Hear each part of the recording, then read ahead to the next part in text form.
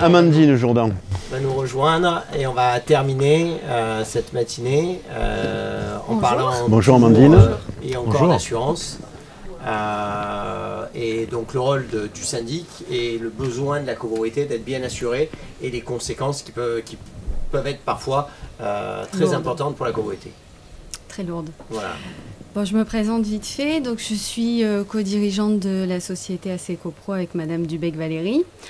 On est un courtier d'assurance sur la Côte d'Azur, spécialisé donc dans les contrats qui a trait à la copropriété. Comme mon confrère l'a dit juste avant moi, Monsieur Farès, tout ce qui est multirisque immeuble notamment, mais protection juridique et autres.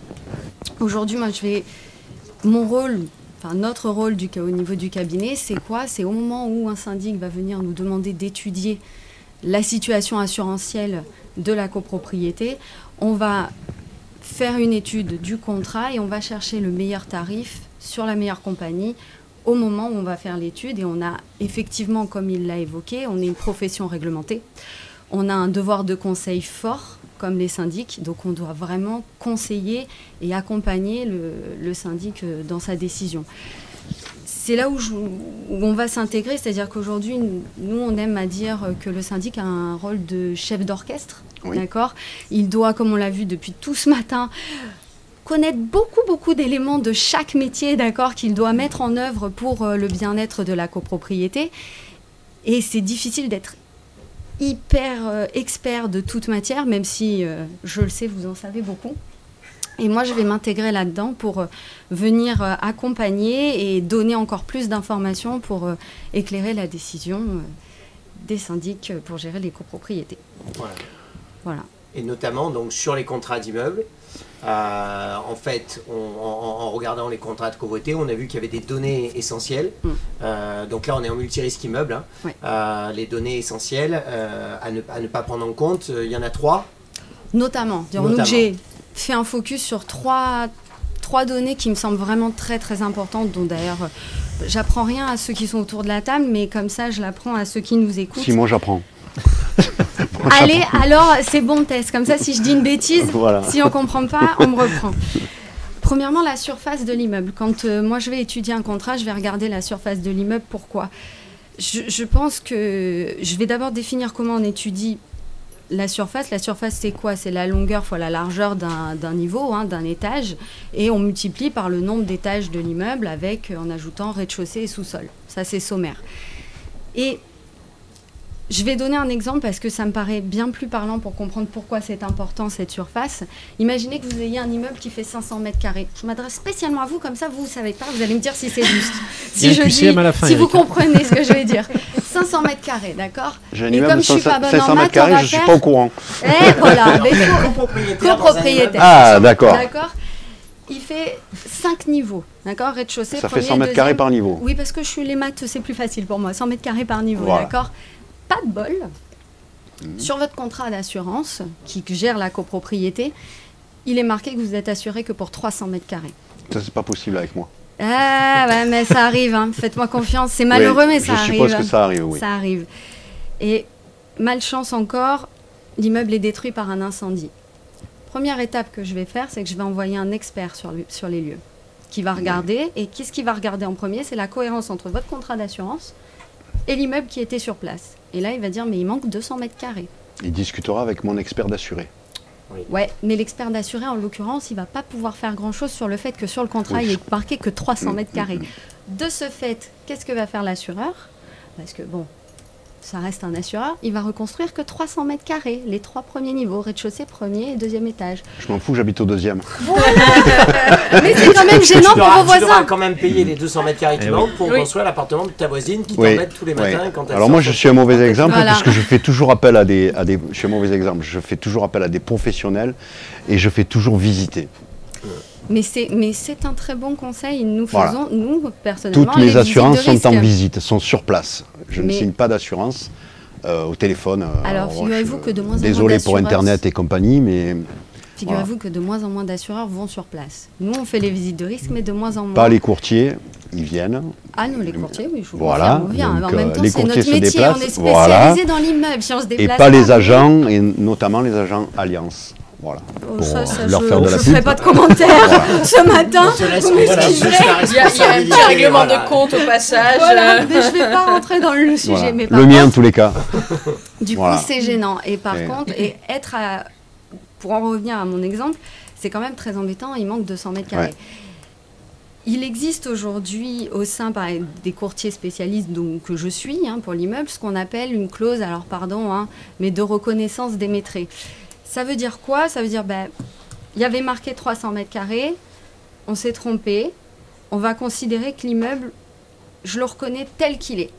Donc quand l'incendie va arriver, grâce à cette clause, que vous ne trouvez pas partout, vous trouvez chez des spécialistes, et il faut vérifier, d'accord? Eh bien, je vais reconstruire 500 mètres carrés, même si ce n'est pas écrit. Après, on mettra le contrat à jour, mais je vais reconstruire 500 mètres carrés. Donc on en vient à ce qu'on disait depuis le début, faites appel à un spécialiste. Exactement. Et c'est pour ça. Et vous ne trompez pas de professionnel. Voilà. C'est ça. Et on revient, et ça dit ce que disait Fabrice Forest tout à l'heure, c'est-à-dire si vous passez par un syndic professionnel, parce que, encore une fois, l'erreur peut arriver, le syndic professionnel, lui, est assuré. Oui. Voilà.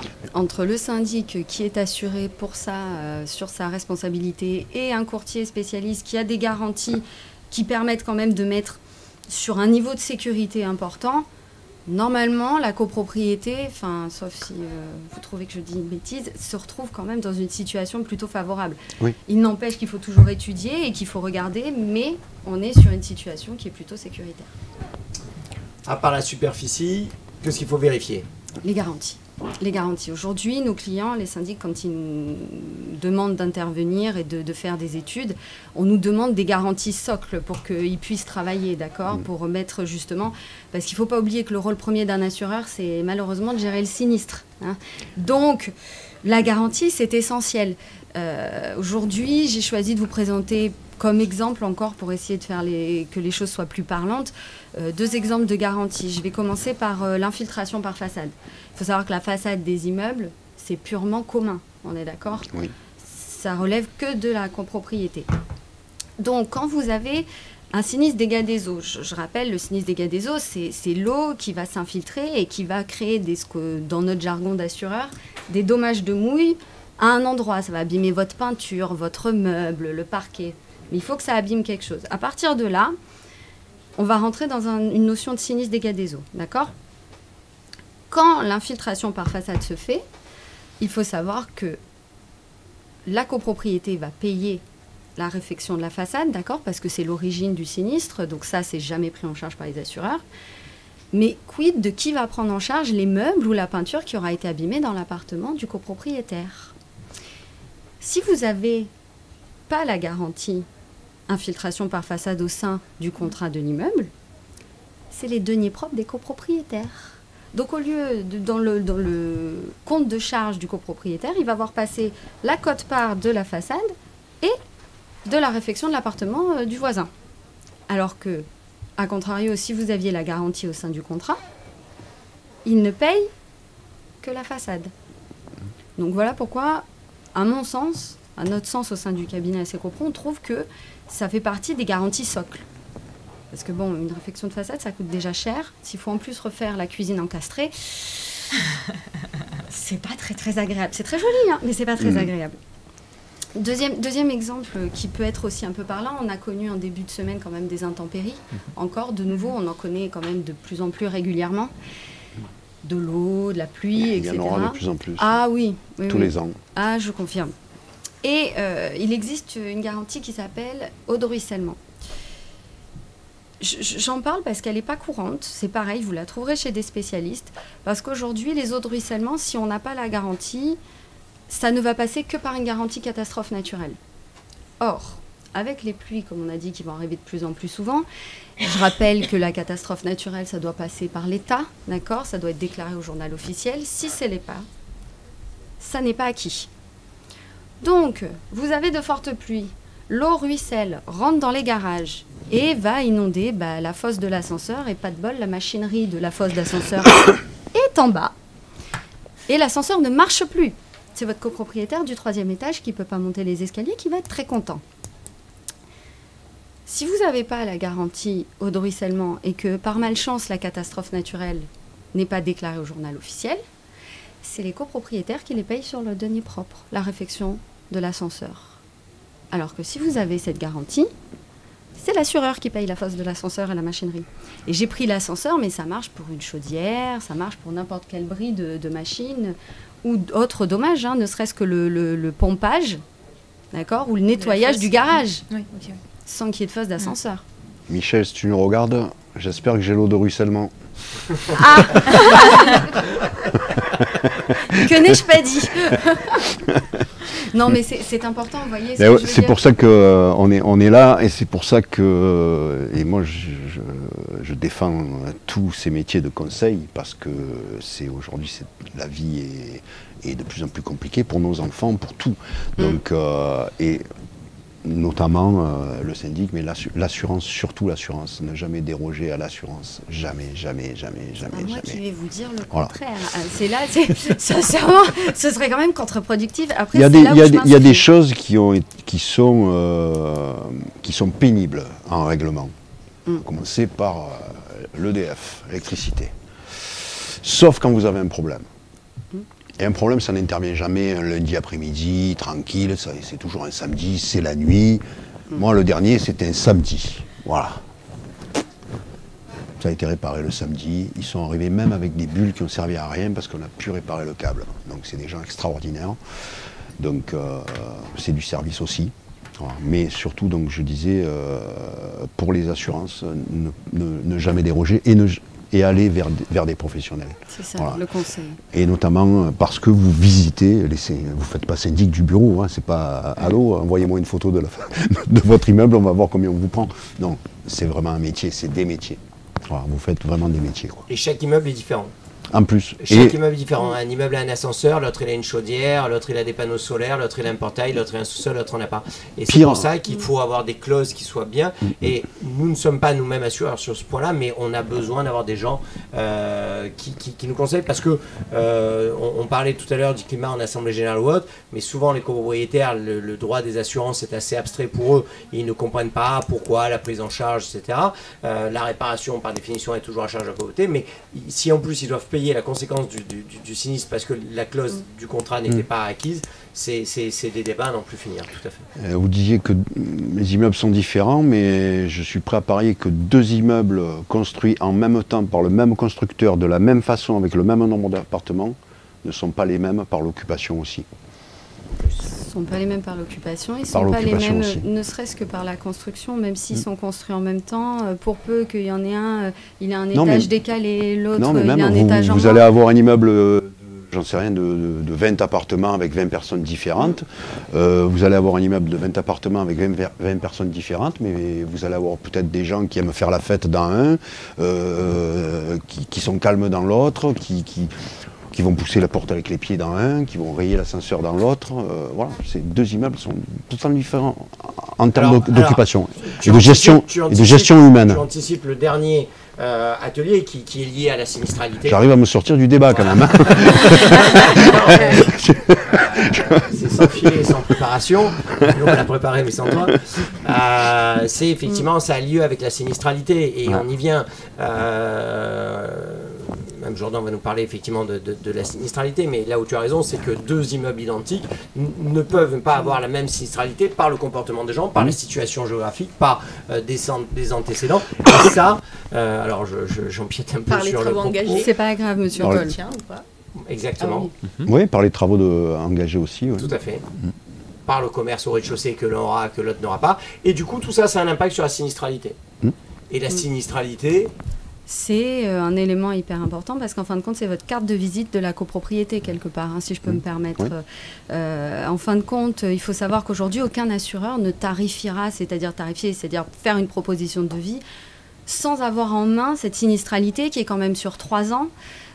Et qui est composé à la fois des sinistres, je dirais, connus et inconnus. Alors, je vais m'expliquer pourquoi connus, parce qu'il y a ceux qui vont être effectivement gérés avec les syndics, qui vont nous faire la déclaration, on va pouvoir suivre, on va savoir exactement combien a coûté le sinistre en question, et ça va passer dans les comptes de la copropriété, donc les copropriétaires vont le voir. Mais ce qu'il faut comprendre, c'est que nous, assureurs, on a aussi la partie des sinistres non connus. Qu'est-ce que c'est ? je pense qu'au moins vous avez déjà entendu, entre assureurs, on se fait des recours. C'est-à-dire qu'on paye et puis on va aller voir l'assureur voisin en disant hey, j'ai payé à ta place, donne-moi les sous. Ces recours, dans bien des cas, de par en plus la nouvelle convention qui a été évoquée juste avant, mais je ne vais pas rentrer dans les détails ici, sur laquelle on est vraiment confronté, on ne peut pas dire non. C'est terrible, hein, mais on ne peut pas dire non. On va devoir les payer, ces recours. Et on sera au courant qu'a posteriori. Donc en plus, c'est les compagnies qui les payent. J'ai beau avoir la gestion des sinistres et payer les clients, moi, c'est la compagnie qui paye ces recours-là. Donc même moi, je suis au courant après. Et quand on reçoit cette sinistralité, forcément, ça va impacter le coût de la prime, ça va impacter le devis. Donc c'est vraiment très, très important et il faut le gérer avec, je dirais, en bonne intelligence. Et c'est là où le syndic a tout son rôle, je dirais, parce que quand un syndic dit à ses copropriétaires, vous savez, là, votre dossier sinistre, oui, vous allez être garanti, oui, vous avez payé une assurance, oui, l'assureur, il va nous dire oui, pas de problème. Cependant, il y en a pour 300 € quand même. C'est des sous, mais peut-être on peut l'assumer. Parce que sinon, ça fait encore une ligne sur votre sinistralité et ça va impacter votre futur d'assurance au niveau de la copropriété. Alors vous aurez toujours des copropriétaires qui vont être d'accord, d'autres qui ne vont pas être d'accord, ça se discute, mais c'est quelque chose à réfléchir parce que plus vous avez une sinistralité importante, plus ça va être embêtant. Après, je le répète, on est là, on a un contrat, on garantit, on paye, c'est normal. Mais il faut le faire en bonne intelligence, surtout qu'aujourd'hui, c'est pareil, on ne va pas demander un devis. Alors, les syndics ont un devoir de mettre en concurrence. Et c'est très bien, moi je suis pour. Mais on ne le fait pas tous azimuts et n'importe comment. Et il faut là encore écouter le conseil de son syndic. Pourquoi ? Parce qu'une compagnie, quand elle va, aujourd'hui au niveau big data, d'accord, Facebook, on a eu un peu toutes ces données là, on est au courant.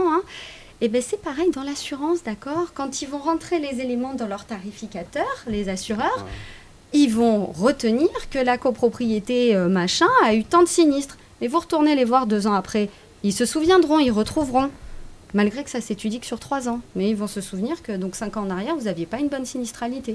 Et humainement, vous avez beau dire c'est que sur 3 ans, ils vont le prendre en compte. Donc c'est un élément qui se manage, qui à notre sens se manage. De toute façon, la sinistralité, c'est ou c'est une mauvaise gestion ou pas de chance. Parce que vous pouvez avoir une inondation, on parlait du voisin du 4e, machin, et puis une fois que c'est réparé, c'est le voisin du 2e qui a son cumulus qui explose. Et puis vous avez les intempéries qu'on a connues, donc à un moment donné... Il peut y avoir aussi le défaut d'entretien, mais c'est vrai que le pas de chance... C'est pour ça que j'ai dit, il y a le défaut d'entretien, et après il y a le truc à pas de chance, c'est comme les crevaisons, vous crevez jamais, puis d'un coup vous crevez 2-3 fois d'affilée. Si je peux me permettre, il y a beaucoup de pas de chance dans le sens... Enfin, il y a de la pas de chance, et il y a quelque part le système qui est comme il est, des conventions d'assurance, etc., qui font que c'est compliqué à gérer. C'est compliqué à gérer. Il faut, malheureusement, on ne peut pas y faire grand-chose. Et souvent, moi, quand ça m'arrive d'avoir les copropriétaires au téléphone, de leur expliquer que malheureusement, des fois, il y a un système injuste dans les conventions, mais qu'on ne peut pas en sortir. Ils le comprennent, parce qu'ils sont loin d'être bêtes.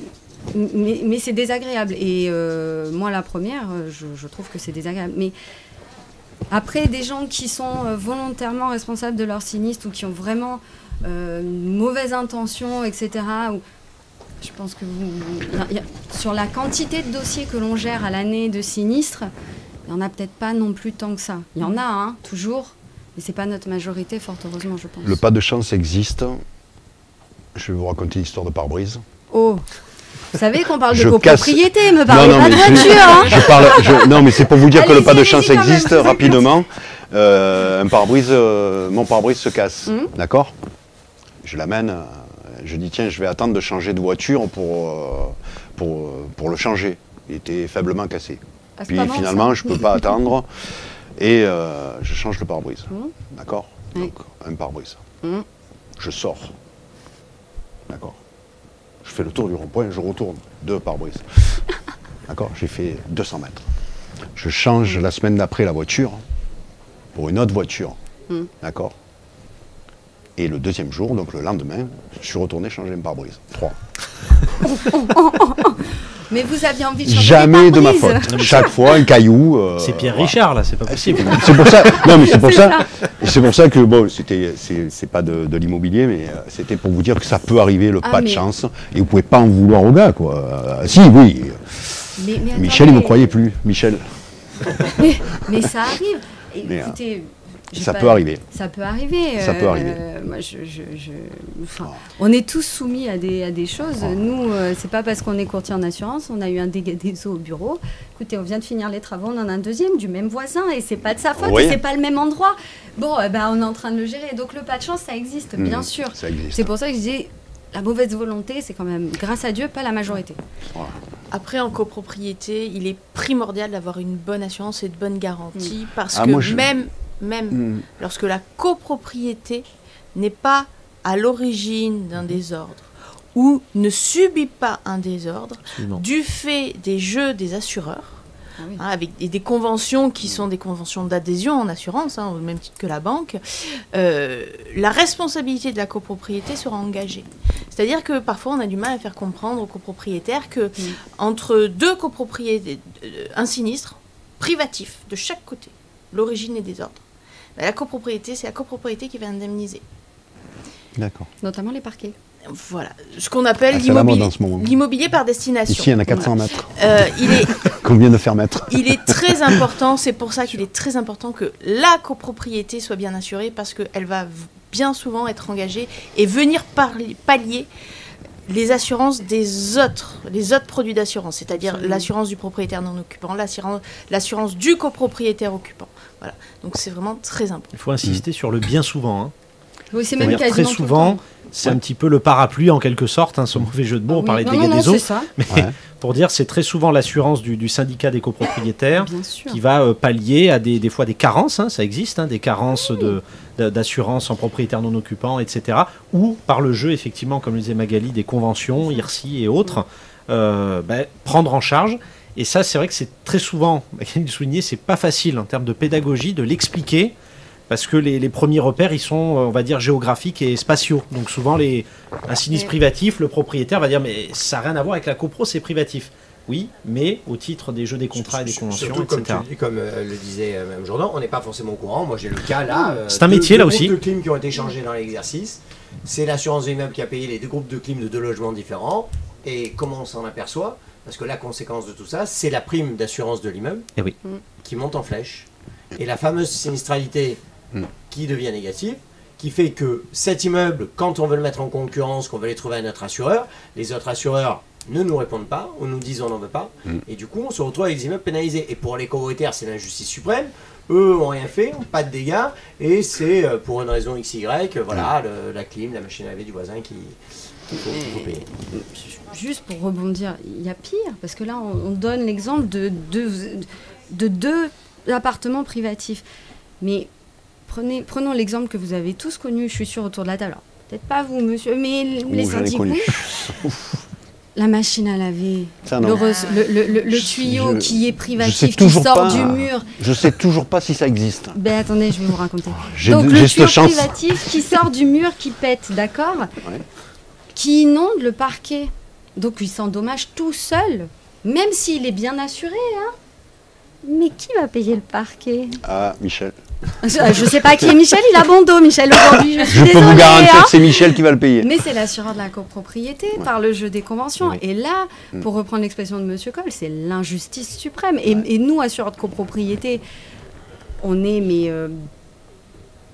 j'ai pas le mot là tout de suite, mais très agacés, dirons-nous par ça, mais on ne peut rien y faire, c'est ce que je disais tout à l'heure. Et du coup, c'est vrai que l'intérêt d'être avec justement des spécialistes, c'est d'avoir un conseil, et d'être protégé de ça, de par la reconnaissance. Moi, dans mon métier, je suis reconnue comme spécialiste immeuble. Je ne fais que de l'assurance de la copropriété, tout ce qui a trait à la copropriété. Les compagnies me reconnaissent en tant que telle. Donc avant de me résilier un immeuble ou de me le refuser, on va discuter quand même. Là où d'autres n'auront pas le droit à la parole, parce que c'est une mauvaise sinistralité, c'est terrible. C'est important. Arnaud ? Eh bien écoute, je ne sais pas s'il reste des gens derrière la caméra. Il en reste. Mais, il y a moi, je suis encore là. Oui, je ne sais pas combien. Oui. Bah écoute, il est quasiment à midi. On a terminé le timing, voilà. Est-ce qu'on demande si le président est... Non, je crois que le président a été appelé à d'autres obligations. Il a dû nous quitter, c'est bien ça? Oui, c'est ça. Donc, bah écoute, on va conclure. Pas avec moi. Il est temps de conclure. Donc on est arrivé au bout là. Tu n'avais plus de machine à laver, je sais pas si... Non, j'ai dit. Moi j'assure, je fais pas le lavage de linge. J'ai dit que j'ai la chance de ne pas savoir comment fonctionne une machine à laver, un fer à repasser et tout ce genre d'ustensiles intempestifs dans ma vie. Voilà. Donc non, j'ai eu cette chance d'avoir mère, grand-mère et belle-mère exceptionnelle qui se sont occupées de mes affaires jusqu'à ce jour. Voilà. Donc, société patriarcale comme tu le tiens. Voilà. C'est vrai que là, c'est pas mal. Et une collaboratrice que j'ai fait monter dans mon appartement le jour où je me suis retrouvé célibataire. On va conclure donc. Et je pense que là... qui m'a expliqué comment ça fonctionnait tous les boutons. Voilà. Non, quel syndic est un beau métier. Voilà. C'est ça. Non, pour conclure, je dirais juste quelques mots. J'ai appris encore beaucoup de choses ce matin à votre contact. J'ai surtout la confirmation qu'il faut passer par un professionnel, quel qu'il soit aujourd'hui. Donc, et après, je vous souhaite moi bonne continuation. Arnaud, je te laisse conclure. Est-ce qu'on demande juste un petit mot de fin, un petit mot de fin, Anne-Charlotte? C'était une matinée très enrichissante à refaire. Voilà, donc on continue et merci en tout cas. Mehdi? Moi, j'en dirais pas plus. Toujours très heureux de pouvoir partager comme ça les expériences entre professionnels et avec les internautes. Et comme je pense Arnaud l'a déjà souligné, c'est un événement plus important puisque c'est celui qui est ouvert au grand public pour la chambre FNAIM VAR. Donc ça fait. C'est pas la peine de me dire non, Magali. Ça fait plaisir, mais je vais laisser le mot à Magali. C'est pour ça que Magali. je vais rire. Le mot de la fin. J'ai essayé de meubler. T'as vu le mot de la fin. Juste un petit mot, Magali. Un petit mot. Oui. Écoutez, j'espère que ces tables rondes on a pu transmettre notre savoir à tous ceux qui nous ont écoutés et que ça a été enrichissant comme cela a été pour nous puisque on a pu aussi échanger avec des professionnels que l'on ne côtoie pas tout le temps. Amandine? Oula, j'étais pas syndic, j'étais pas censée donner un mot. Non, juste un petit mot de la fin. Moi personnellement, j'ai assisté donc à toutes les assises c'est vrai que particulièrement, je ne côtoie pas tous ces métiers, je côtoie que les syndics de copropriété, donc c'était très très intéressant. Et je remercie Monsieur Coll et toute la FNAIM de nous inviter parce que ça permet toujours de s'enrichir au contact et se donner de nouvelles expériences. Donc je suis très contente d'être là. Merci beaucoup de m'avoir donné la parole. Merci. Arnaud? Écoute, je te laisse conclure. Merci. Moi, je voudrais remercier tous les intervenants. Je ne vais pas les citer parce que je vais être trop long. Merci de leur temps, merci de leur investissement. C'est des informations capitales pour nos clients. On souhaite, et je remercie d'ailleurs tous les membres de la commission, Anne-Charlotte, Magali, Mehdi, Michel, qui est parti, je crois, de participer. On a à cœur cet événement et on a vraiment à cœur de pouvoir le refaire l'année prochaine. En présentiel sûrement, mais pourquoi une caméra ne nous surveille pas? On l'a fait pour c'était hier, mais pour notre syndicat, voilà, qui était en présentiel et en live aussi. Donc, voilà, c'est important pour nous d'échanger avec nos clients, c'est important pour nous de leur transmettre leur information et encore une fois on le fait tout au long de l'année, mais ce moment s'y prête bien et on y tient. Voilà. Merci de nous avoir suivis et puis restez avec des professionnels. Merci beaucoup. Merci.